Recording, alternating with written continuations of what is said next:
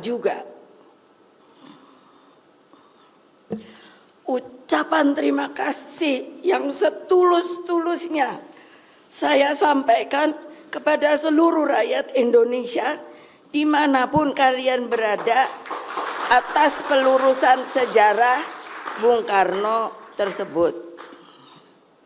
Ucapan terima kasih juga saya sampaikan kepada Presiden Prabowo Subianto yang telah merespon surat pimpinan MPR RI terkait tindak lanjut pemulihan nama baik dan hak-hak Bung Karno sebagai Presiden Republik Indonesia pertama.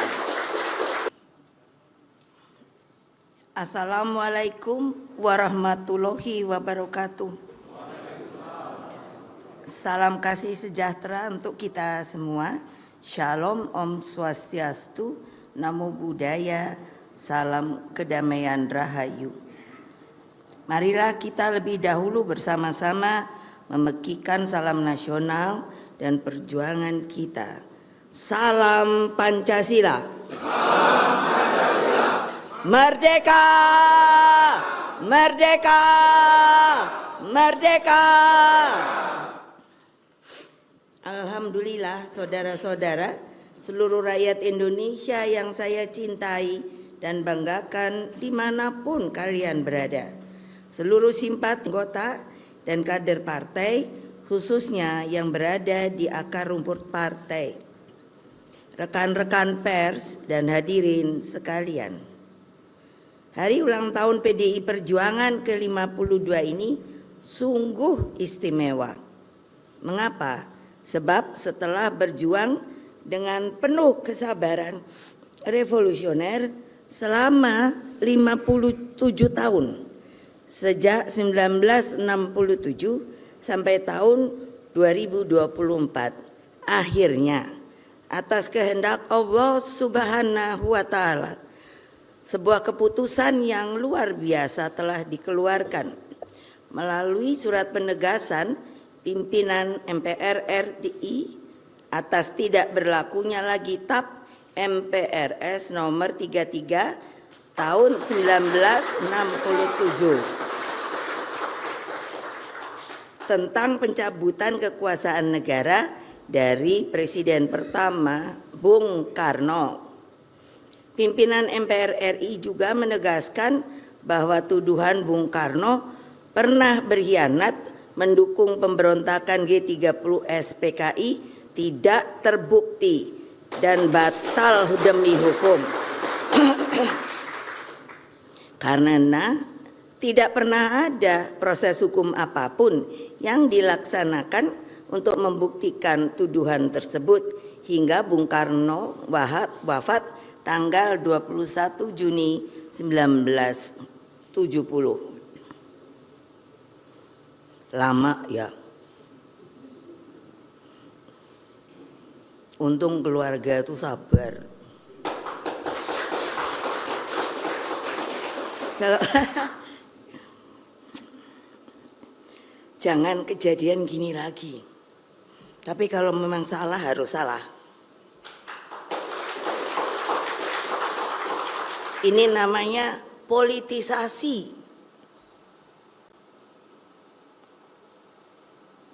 Saya atas nama pribadi, keluarga Bung Karno dan juga keluarga besar Partai Demokrasi Indonesia Perjuangan mengucapkan terima kasih yang sebesar-besarnya kepada pimpinan dan seluruh anggota MPR RI periode 2019-2024.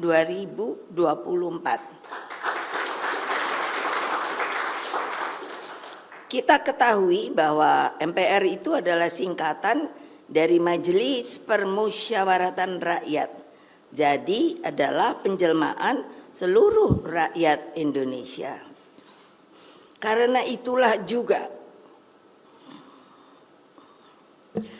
ucapan terima kasih yang setulus-tulusnya saya sampaikan kepada seluruh rakyat Indonesia dimanapun kalian berada atas pelurusan sejarah Bung Karno tersebut. Ucapan terima kasih juga saya sampaikan kepada Presiden Prabowo Subianto yang telah merespon surat pimpinan MPR RI terkait tindak lanjut pemulihan nama baik dan hak-hak Bung Karno sebagai Presiden Republik Indonesia pertama.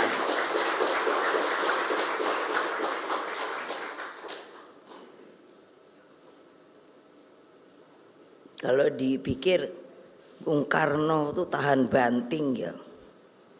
Lah iyalah.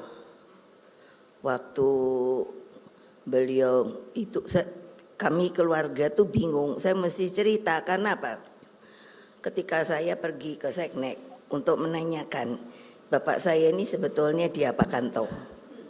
Lidang presiden tiba-tiba waktu itu ditahan, bukan ditahan, enggak tahu, di Istana Bogor. Saya nanya, statusnya apa? Enggak ada yang berani jawab. Enggak ada. Jadi kami keluarga pada waktu itu tidak tahu status Bung Karno itu opo. Nah makanya saya bilang, jangan loh orang Indonesia yang berkuasa melakukan hal-hal seperti itu lagi loh. Nunggunya aja keadilannya lama sekali kan, setengah abad lebih. Nah, kebijakan pimpinan MPR dan Presiden Prabowo tersebut harus menjadi momentum rekonsiliasi nasional. Berkaitan dengan hal tersebut, kami keluarga besar Bung Karno melalui pidato kakak saya Guntur Soekarno Putra tanggal 9 September 2024 di gedung MPR RI menegaskan bahwa pihak keluarga Bung Karno telah memaafkan atas segala perlakuan yang pernah dilakukan terhadap diri pribadi Bung Karno pada masa itu. Yang terpenting bagi keluarga dan para kaum patriotik pencinta Bung Karno adalah rehabilitasi nama baik Bung Karno sebagai seorang proklamator bangsa, penggali Pancasila dan Bapak bangsa Indonesia. Jadi dengan demikian kita sebagai partai ideologis yang mengikuti yang namanya ajaran, ide, hal-hal yang telah begitu banyak diberikan kepada bangsa dan negara ini oleh beliau, kita artinya tidak perlu takut-takut lagi, tidak perlu sembunyi-sembunyi lagi untuk membicarakan hal-hal yang telah beliau sampaikan dari sejak muda sampai wafatnya, yang namanya ide dan lain-lain sebagainya, yang nanti saya akan bacakan berupa rangkuman dalam buku dan lain-lain pidato sehingga dapat diajarkan, dipelajari kembali. Marilah kita mengambil pelajaran dan memetik hikmah dari peristiwa tersebut agar semua lembaran kelam sejarah bangsa tidak terulang lagi. Sebetulnya untuk apa toh saya justru membuat pembukaan pidato ini? Kita ini tidak hidup untuk di sini saja. Sekarang bukan, tapi jauh for the future our nation. Jadi untuk apa? Demi keselamatan dan masa depan anak-anak dan cucu-cucu kita, cicit-cicit, embuh, canggah, opo-opo segala macam. Karena kalau tidak begitu, siapa yang akan meneruskan? Apakah hanya cari kekuasaan saja? Apakah hanya akan mencari duit saja? Ini sebuah big pertanyaan besar saya.